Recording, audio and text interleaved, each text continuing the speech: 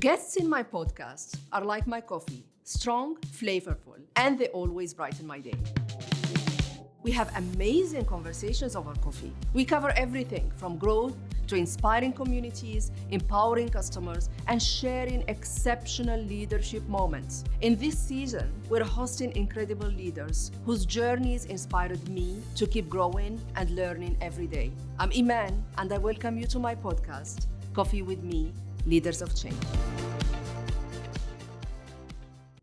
Hello everyone and welcome to my latest episode. I'm super excited to have with me today Christina Teo, the founder and chief builder at sheIK, the world's first and only corporate executive angel network with 50% female representation. Christina was recognized as one of LinkedIn top voices in 2020, and she continues to make waves in women groups worldwide. She's a strong proponent of women empowerment through her Women Changemakers community events. She guest speaks and judges at many events globally.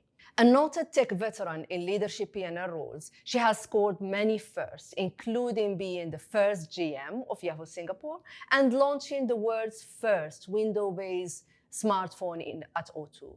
As you can tell, Christina brings with her a stellar corporate career spanning technology, .com, and mobile in pioneering roles in Europe and Asia. And I cannot wait to learn more about her leadership journey so far. Welcome to the podcast, Christina. Thank you very much for having me, Imane. It's such a pleasure to be here. Thank you. Let's take a seat. Why not? Christina, welcome again. Thank you, Imane. Okay, so I wanted to start this podcast with going a little bit back in your career journey. You've been in Paris, you've been in New York, you've been everywhere globally, and then you came back to Singapore. I'm really keen to understand this journey and how did you feel about that and how did it impact you personally? At the age of 23, I was already an expatriate in Taiwan, and I covered both Asia Pacific and the rest of the world besides Europe and United States. With no technical background, I was in a sales role for computers, okay? And after that, Asia was very nice. I got posted to Paris and Milan, right, for European jobs, and after that, P&L role. So I started also very young, carrying P&L at the age of maybe 29. So that's really unheard of in my time, right? We're talking about decades ago. I'm one of the lucky ones who've always been headhunted for a role, and always for a role that I've never done before. That's growth mindset right there. Yeah, so my secret sauce is really like, take the opportunity first, right? Then figure out how you're going to live up to that. So from there, of course, I worked with IBM, DEC, 3Com, and it's always at the forefront of the next technology breakthrough, right? So then after that, when I realized .com is really the next big thing, I was so lucky to take the first GM of Yahoo Singapore role. But at that time, I didn't even know what was Yahoo. I didn't even use the internet, right? So really daring to take that, right? And of course, my best role, I think, was launching the world's first Windows smartphone, right? When I joined O2, that role and that opportunity wasn't even there. So I was there at the right time at the right place, okay? And then they spin off into O2, which was British Telecoms, who spin off to O2, and there was no one else. So they said, you go do it, right? And you said yes. Yes, of course, right? And in fact, I didn't even know what I was getting into. There were two lawyers who were supposed to fly to Taiwan to negotiate with the manufacturer. I mean, we didn't manufacture the phone ourselves. And of course, it was Windows, licensed for Microsoft. And when I went there, it was really because I could speak Mandarin. So they said, okay, you're going to be a spy for us and you're going to help the lawyers understand these Taiwanese people. And I was really happy because I worked for a Taiwanese company for 7 years before that, right? So this was really in my alley. The culture. Exactly, in my alley. So I didn't know what they were talking about, honestly. All I hear was bugs, right? So 1 bug, 2 bugs, and I go like, and it was a very awful looking phone in a way that's clunky and stuff like that. But I had nothing else to sell in the company. So I go like, no, I want that, right? And they say, oh, you people in Asia, you have to wait because we're already late in Europe. But I was blessed again, right? So the founder of HTC, who manufactured the phone, somehow he just liked me. He said, okay, I give you 4 countries, which would you pick? And without any knowledge, I just picked Singapore, Malaysia, Hong Kong, Australia. Yeah, and I was based in Hong Kong. So of course, Hong Kong was my first launch platform, right? And actually, most of my career I built in Hong Kong. So I lived there for a good 20 years or so. I arrived on the day of handover, right, in Hong Kong. And so Hong Kong is really like second home, if not first, in a way. And then, really, when I turned 40, I decided that I need to look at my personal life because I work on a 7-day week all the time, every year of my life. But how many people can be so lucky to be always there at the right time, at the right place, to experience every technology breakthrough, even without any technical background, right? So I think because of that, I find that it is really important that I give back. Yes. Yeah. So when my mom got a little bit older, I decided to come back to Singapore for good. And that was 7 years ago. 7 years ago. How is it going so far? So, I was expecting nothing. I was already retired for a second time for 8 years before coming back. So I had no idea, never heard of the word startup. I also thought that I'm obsolete, right? Which is the digital world is not for me. So I didn't have to look, yeah? So when I came back, I just thought, just be happy. This is it. Yeah, watch Netflix at home, drink wine, be happy, right? And what happened? Then one day, I don't know, I said to myself that I need a purpose. Without a purpose, I will be tempted to leave again. And then who's going to take care of my mom, right? So then one day I stumbled into this word startup, right? Remember, I don't come from a generation of digital native, Google search and stuff. So it's not common for me to stumble even, right? So when I stumble, I go like, okay, enough of excuses. If you want to find a purpose, you got to go out there, okay? So went to this Slush event. It is the world's largest startup community, and they organize the largest, innovative events around the world, done by volunteers. So I was curious, so I went. Oh my God, it blew my mind, right? I thought it would be just another trade show, but it's not. It was spectacular, and I met a lot of entrepreneurs. But it was also then that I realized, who am I? I can't go tell people I'm ex-Yahoo, ex-IBM, ex-O2, right? So there was no reason for people to stay connected with me. So then I realized, now I'm too old to knock on doors, okay? So what I did, I was 53, so I said, okay, I'm gonna make people come to me. And honestly, I've not started any communities before. I've never led any community. And hence sheIK. Even before that, I did that. Asia Corporate Women, Startup Asia Women, because 7 years ago, the emphasis on women was almost zilch. I did a quick search on the internet and I say, how come no women thing, right? And for me, it was not just about empowering women. It was because, selfish, I wanted to learn. So I wanted more people to learn together with me. I figured that if I am actually looking out for new opportunities, there will be many other people like me. People younger or people like me in transition, retired, how can they have a second chance? So that's why I created a community. So sheIK wasn't born yet. sheIK is only born like 4 years ago. So, I love what you shared, and hence I didn't want to interrupt you to ask questions. But essentially at that time, 7 years ago or 6 years ago, when you found your purpose, it was about creating community to learn about startups. Yes. And then you found out that there aren't many about women. Yes. And also very little opportunity, even for women who wanted to have a career in startups. You don't need to be just a founder. You could also have a career in startups. Yes. I felt that there was really no content at that time, 7 years ago, on the internet.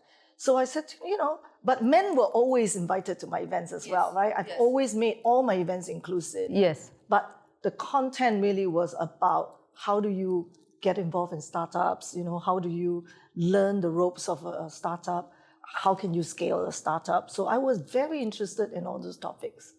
And then sheIK was born. So after 3 years of networking, running a lot of events, there was 1 year I ran even 40 events in a year, right? Because I'm on a roll, right? If I want to do something. That's it, you found your purpose. Yes. After 3 years of networking and a lot of learning, I said, hey, this is becoming not that meaningful. Because if I learn so much, but I'm not applying the knowledge, it's not of any use. So that's when I started looking at angel investing.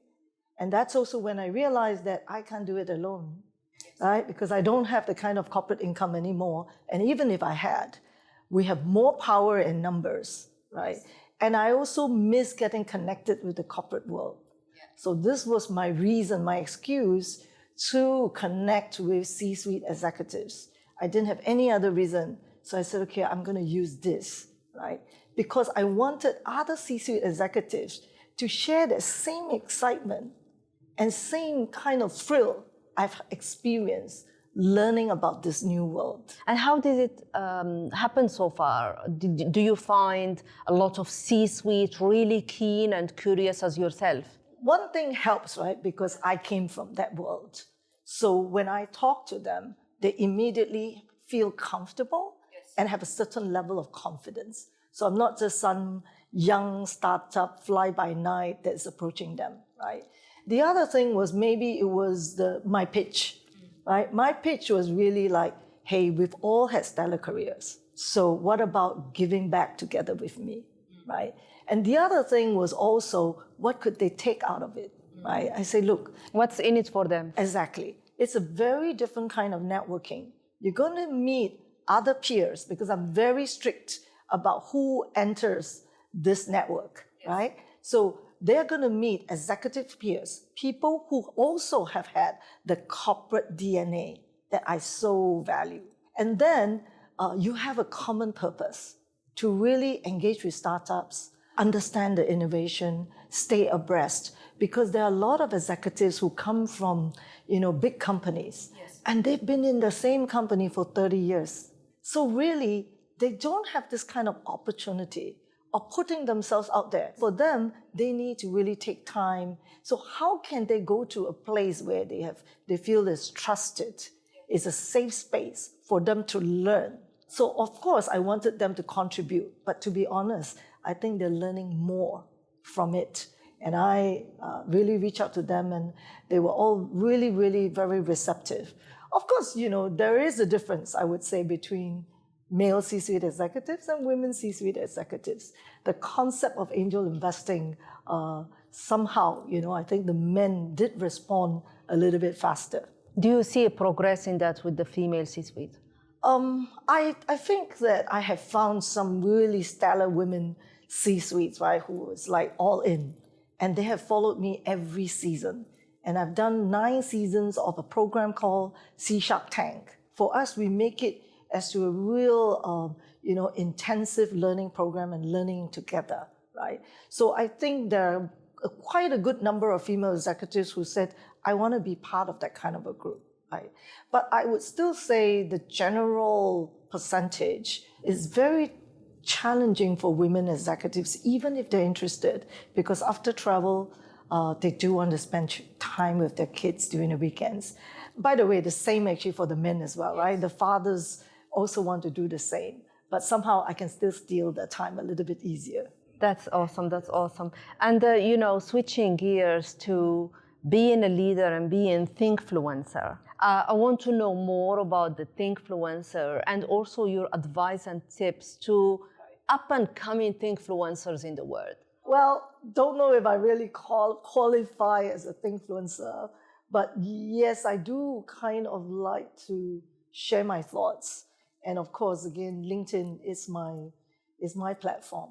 And I learned it all by just observing what other people do, but still being very authentic to myself, whereby I don't do what I don't feel right? So I don't observe everything. I kind of figure out what's right and what's not right for me. I think being involved in the startup world has definitely, quickened my pace, even far more than I already was very fast in the corporate world, because I was always launching new product categories. You were always on the go. Yeah, so you cannot when you're launching the world's first smartphone, you really don't have time. What is very encouraging in the startup world is it's not a closed world. People are very willing to connect you to other people. People are very willing to share their ideas. So that inspired me, right? So because before, when you're corporate trained, you learn not to say a lot of things. You're not supposed to be a spokesperson of your company, right? So there are a lot of things you hold back. You don't pre-launch things, right? So in the startup world, we learn how to do that. And we also learn how to do that in bites, right? In micro bites. Because nowadays, people don't have that much attention span. So how do you kind of share your thoughts more concisely, right? And regularly. Exactly. You can't be a influencer as a one-shot thing, right? Even if maybe your first post got a lot of people engaging with you. But it's really being consistent. And I don't like to also call it personal branding, because I think it then kind of defeats the purpose, right? It's less about you. It's more about what is it that you can offer other people so that you can elevate them, right? And all of us kind of work harder for the planet. That's incredible. That's incredible. I have my favorite question, and we discussed in one of our meetups that you have a controversial point of view about it, but I'm going to ask it anyway. Yes. So what would you tell your 20-year-old self should you go back in time and talk to her? One thing I do regret, though, that in my 20s, I did not network, right? So that's why now I'm like catching up with lost time. And it was going to New York that changed my life. So when I retired, which means also I would encourage some people sometimes take a few years away, it's fine, right? Because after I went to New York for 4.5 years, I actually got my last corporate job stint, which was the CMO of a mobile service provider in Hong Kong called CSL. And so even after being away for 4.5 years, I could still land a job that I had no experience for. So it really doesn't hurt. But the kind of stuff that I learned in New York is far different from what you can learn in school and what you could learn in corporate life when you're so busy putting out fires. So you would tell your younger self? Really go out more, network, right? Build stronger connections. And connections is about you giving, not just you taking. Yeah. So I started my career always, very focused on a career.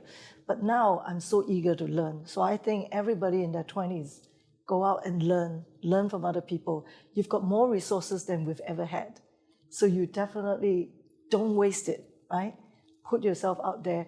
The job is important, but actually what you learn outside the job is far more important. I love it. I love it. And, this year is your 60th year. Yes. Wishing you an early happy birthday. Thank you. What's next? That's a really tough question. Actually, I've never planned my entire life, my entire career. But I would say that right now, I'm very comfortable with having, a syndicate, a community of 160 C-suite executives. What I want to do is now spend more time abroad, actually, next year. And I want to meet more executives around the world because I want to pave the way to help, the 29 startups that we have in our portfolio. Right? So now I want to focus on the startups that we've already invested in. And I want to connect in ways that is going to bring more value to them. Christina, there is no stopping you back. There's nothing. Well, I still can. I am always inspired and in awe about your energy and purpose. And, you went to retirement twice and you came back from retirement to continue your purpose. So really inspiring journey. And, thank you for coming to the podcast. Thank you for having me and giving me this platform to be able to share more thoughts and more insights and more feelings. Thank you. Thank you. Thank you so much. Thank you for watching us. Please connect with Christina on LinkedIn. It's her platform and playground. See you in my next episode.